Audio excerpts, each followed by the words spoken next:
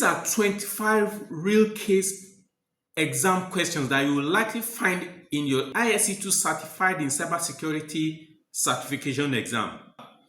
The ISC2 Certified in Cybersecurity exam is divided into 5 domains, and these questions have been arranged according to the 5 domains. So we have security principles, business continuity, access control, network security, and security operations. Then you can practice and know how you are doing in each of these domains. If you understand these 25 questions, you have covered about 60% of the areas where ISC2 Certified in Cybersecurity likes to test their students on. When I first prepped for this particular exam, I was overwhelmed until I focused on this type of questions, practicing according to this domain, and I tell you, I passed on my first attempt with well over 80% average score. These are top 50 ISC2 Certified in Cybersecurity exam questions according to domain. They've been organized by the 5 domains of the ISC2 Certified in Cybersecurity exam.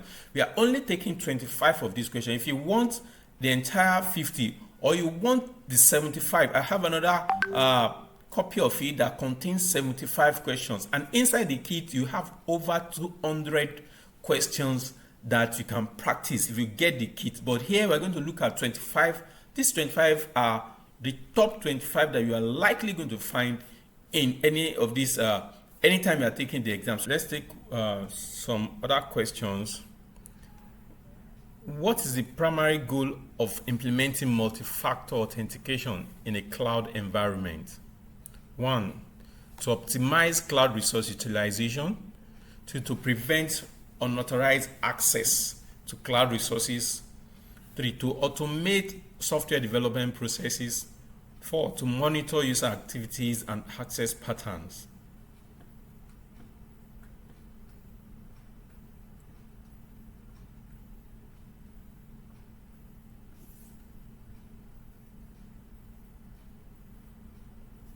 Let's see the answer.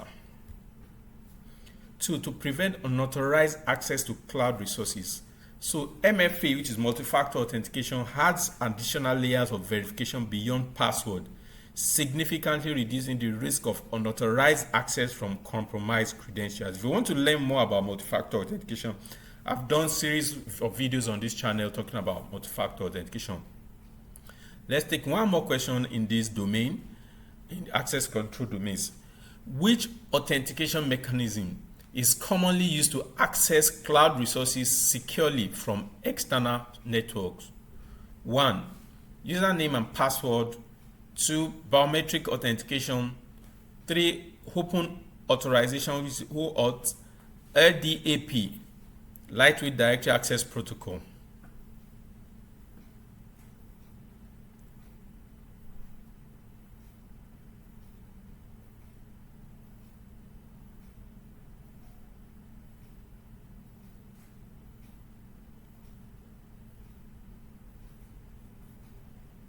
Let's see what the answer says. Most people fail cybersecurity exams, not because they didn't study, but they studied the wrong way.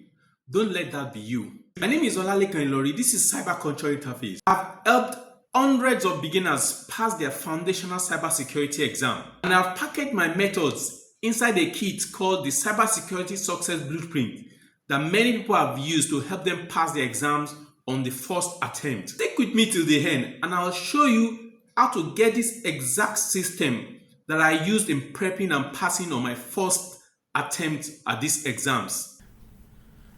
OAuth, open authorization. OAuth enables secure delegated access, allowing users to grant third-party applications limited access to their cloud resources without sharing credentials. So this is common in when you are using services like it's common with services like maybe Google, AWS, and other cloud services. So they can grant access to third-party applications that want to be able to do other things on your resources, on their resources, without sharing the credentials of the owner of those resources. So let's go to the next domain and take a few questions to network security, which is domain 4. Which device is used to connect WAN to LAN? one is wireless access, wide area network, and LAN is local area network. So 1, firewalls, 2, router, 3, hub, 4, switch. Remember, if you want all these practice questions, just comment success blueprint in the comment sections, and I will send you a link where you can download this for free and practice yourself. This is a little bit straightforward. Let's see the answer. A router. Router connects different networks like WAN and LAN, direct traffic between them, and performing IP routing at layer 3 of the OSI model. So within a LAN network, you use a switch. If you are connecting a WAN and a LAN together, you use a router. Let's see another common question. Which port is used by the FTP protocol? 1, port 21, option 2, port 22, option 3, port 23, option 4, port 80.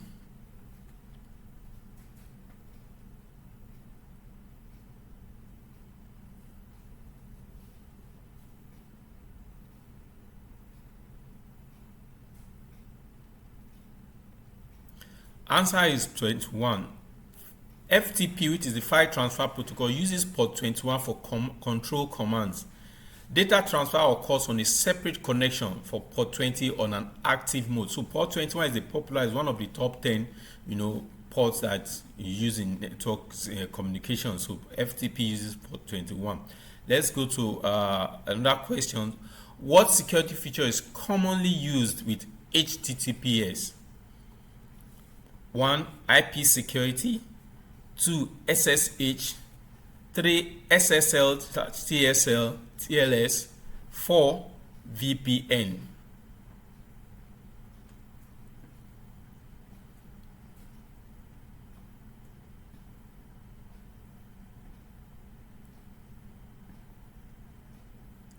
What security feature is commonly used? This is a very common one with HTTPS. You see it all the time. Let's see the answer. SSL, TLS. So HTTPS secures web communication by combining HTTP, which is the version 1 of hypertext transfer protocol, with SSL, secure socket layer, and transfer layer security, which makes the S in the HTTP. This is an encryption providing confidentiality, integrity, and authentication. Let's take some more questions. An attacker intercepts traffic between a user and a server in order to eavesdrop on sensitive information being transmitted. This is an example of what type of an attack? 1, on-path attack. 2, spoofing. 3, phishing. 4, side channel. An attacker intercepts traffic between a user and a server in order to eavesdrop on sensitive information.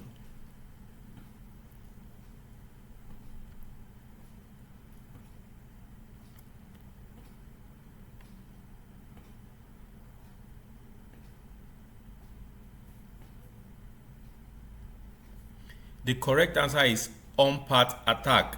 So usually before it used to be called man in the middle attack, but current curriculum says it's on-path attack. So this involves attacks as positioning themselves between two communicating parties to intercept or alter their communication. Let's take one more question. So what protocol is associated with port 53? 1, DNS protocol. Option 2, SMTP protocol. Option 3, HTTP protocol. Option 4, HTTPS protocol. Reveal answer. One easy way of knowing answer is to first of all strike out which one is wrong. For example, here now you know that HTTPS uses port 8080. HTTP doesn't use, it uses port 80. SMTP has a different protocol, and DNS will most likely be the correct answer. So which is DNS? SMTP use port 25.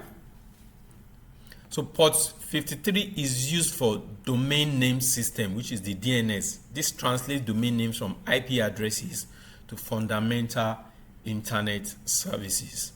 So let's move straight to another domain.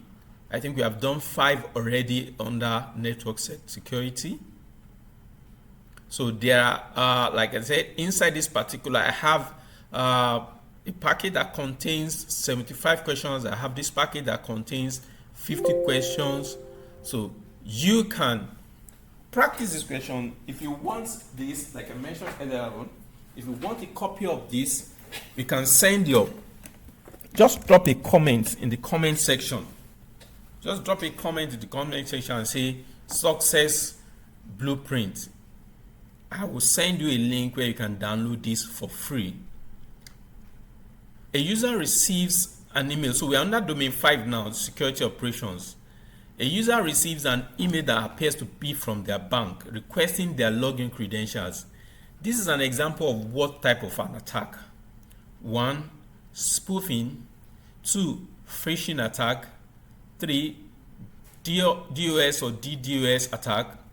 4. A virus attack.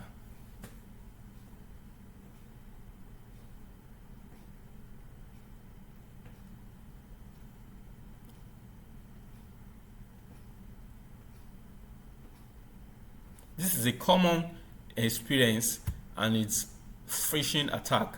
Phishing attacks use deceptive communications to trick victims into revealing sensitive information or downloading a malware. So let's take another question on that security operations. Which security control is used to verify the integrity and authenticity of cloud service providers? 1. Service level agreements, SLAs. 2. Cloud security certifications. 3. Encryption protocols. And 4. Intrusion detection systems.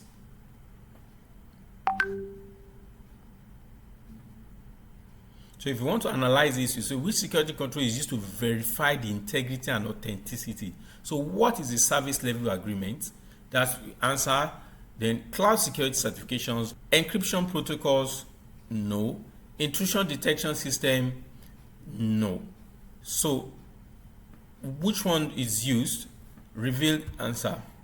2. Cloud security certifications. Cloud security certification is the correct answer because certifications like ISO 27001, SOC2, CSA provide independent verification of a provider's security controls and compliance. So these are compliance issues, compliance certifications. So they are used to verify the integrity and authenticity of cloud service provider. SLAs contains agreements, the way services is going to be provided. Encryption protocols are used for, to encrypt, which is confidentiality, of information. Intrusion detection system are set up to detect intruder. So it's certifications that verifies integrity and authenticity. Another question under security operations. Which security control is used to detect and respond to security incidents in cloud environments? 1. Multi-factor authentication. 2. Intrusion detection systems. 3. Role-based access control. 4. Data encryption at rest.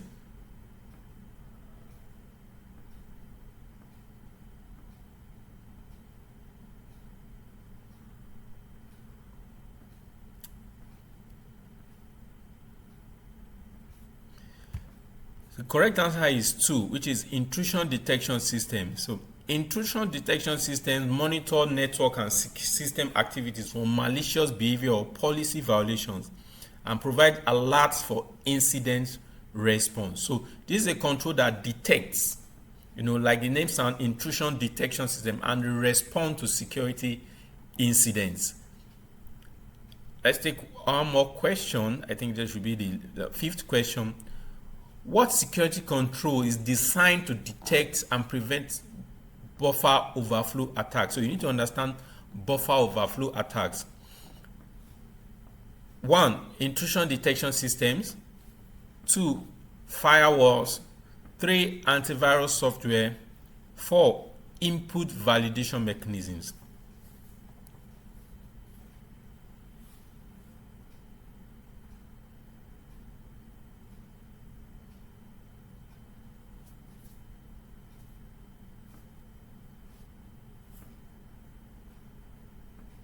So let's see the answer. The correct answer is 4, which is input validation. So input validation ensures that data do not exceed the buffer capacity. Buffer overflow simply talking about putting much data than space provided for it. So if the data is supposed to, if a space or maybe a text data or a place allocated, memory space is allocated for a certain size of data, and you are trying to squeeze in more data than that, so it causes buffer overflow, and because that data will not affect the other memory space allocated for that thing and causes a disruption in the system. So this attack happens a lot. People send much data than is meant for a particular memory space. So input validation, ensures that data doesn't exceed the buffer capacity by checking the length, the format before processing, and preventing buffer overflow vulnerabilities. So one more bonus question. Let's see for one question that is not okay. Let's take the last question.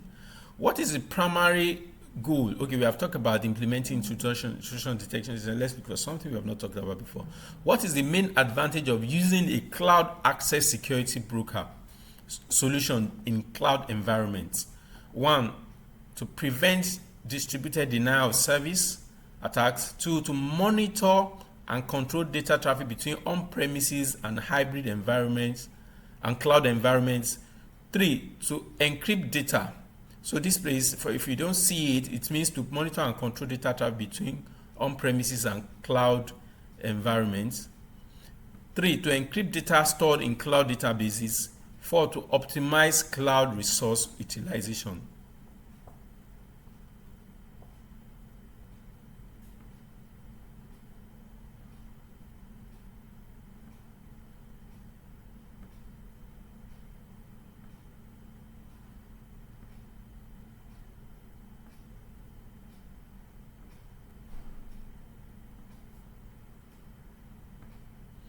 So the answer is 2. So cloud access security broker, they monitor and control data traffic between on-premises and cloud environments. So they provide visibility and control over cloud usage. So they help to control how cloud resources are being used. They enforce security policies for data protection and threat prevention, and they ensure compliance. So this is the answer today. So we have come to, like I mentioned earlier on, we have taken just 25 questions. This particular file has about 50 questions. We have other files that has up to 70 questions in this format, whereby you can read and click to reveal the answer. The answer can remain hidden before you read it. So if you want this, once again, put a comment. First of all, before you go ahead and write in your comment, please like and subscribe. Then go to the comment section, comment success blueprints, and I will send you a link whereby you can download this file and practice as many times as possible until you get all the answers correctly at once. Remember, if you want all these practice questions, just comment success blueprint in the comment sections, and I will send you a link where you can download this for free and practice yourself. If this is helping you so far, please like, subscribe, and share with people that you know will need this information. So stay alert and watch through how we solve these 25 questions together.